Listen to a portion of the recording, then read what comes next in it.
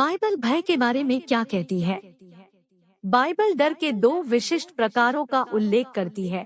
पहले प्रकार से लाभ होता है और इसे प्रोत्साहित किया जाना चाहिए।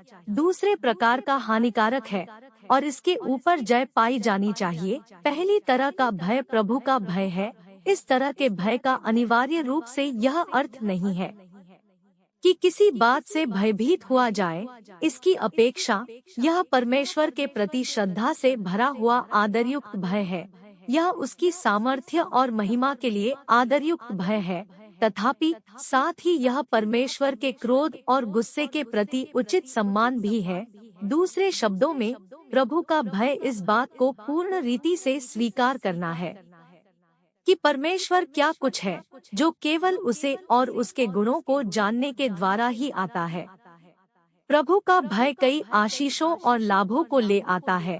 यह बुद्धि का आरंभ है और अच्छी समझ की ओर मार्गदर्शन करता है। भजन संहिता 111:10 केवल मूर्ख ही बुद्धि और अनुशासन को तुच्छ समझते हैं।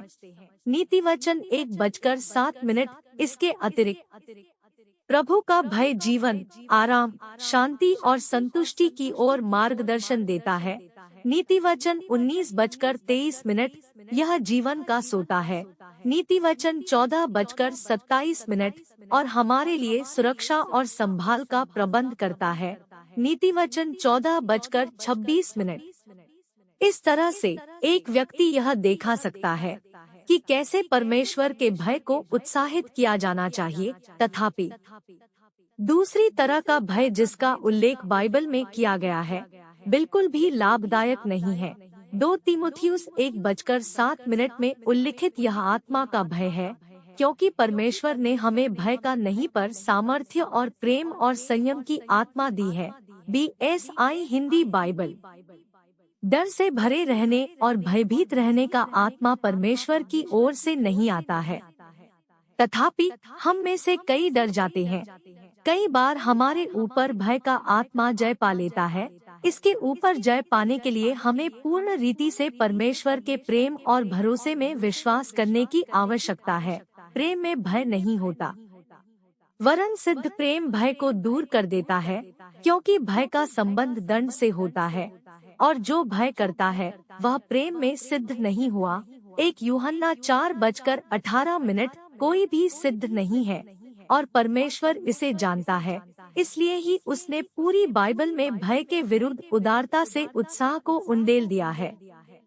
उत्पत्ति की पुस्तक से आरंभ होते हुए और प्रकाशित वाक्य की पुस्तक तक परमेश्वर हमें भयभीत न होने के लिए स्मरण दिलाता है। उदाहरण के लिए यशाया 41:10 हमें उत्साहित करता है, मत डर क्योंकि मैं तेरे संग हूँ, इधर उधर मत ताक क्योंकि मैं तेरा परमेश्वर हूँ, मैं तुझे दृढ़ करूँगा और तेरी सहायता करूँगा। अपने धर्ममय दाहिने हाथ से मैं तुझे संभाले रहूँगा। अक्सर हम भविष्य को लेकर भयभीत होते हैं और इसलिए कि हमारे साथ क्या होगा, परंतु यीशु हमें स्मरण दिलाता है कि परमेश्वर आकाश के पक्षियों की चिंता करता है, तो वह कितना अधिक उसकी संतान के लिए प्रबंध न करेगा। इसलिए डरो नहीं, तुम बहुत गौरैयों से बढ़कर हो। मत्ती 10:31 यहाँ दिए हुए केवल कुछ ही वचन विभिन्न तरह के डरों के बारे में बता देते हैं। परमेश्वर कहता है कि अकेले होने, कमजोर होने, सुने न जाने पर और अनिवार्य शारीरिक आवश्यकताओं की कमी होने पर नहीं डरना चाहिए। ये उपदेश पूरी बाइबल में ही भय की आत्मा के विभिन्न पहलुओं के ऊपर बात करते हुए मिलते हैं। भजन संहिता 56:11 में भजनकार ऐसा लिखता है, मैंने परमेश्वर पर भरोसा रखा है, मैं नहीं डरूंगा। मनुष्य मेरा क्या कर सकता है? परमेश्वर की सामर्थ्य के ऊपर भरोसा रखने के प्रति यह एक अद्भुत गवाही है।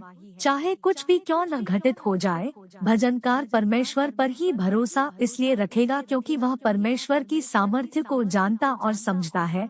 भय के ऊपर जय पाने की कुंजी परमेश्वर के ऊपर पूर्ण और संपूर्ण भरोसा रखने में है। परमेश्वर पर भरोसा रखने का अर्थ भयभीत होने से इनकार करना है। यह परमेश्वर की ओर तब भी मुड़ना है जब अंधकार से भरा हुआ समय आता है और उसके द्वारा बातों के सही किए जाने के ऊपर भरोसा करना है। यह भरोसा परमेश्वर के जानने और यह जानने के द्वारा आता है कि वह भला है।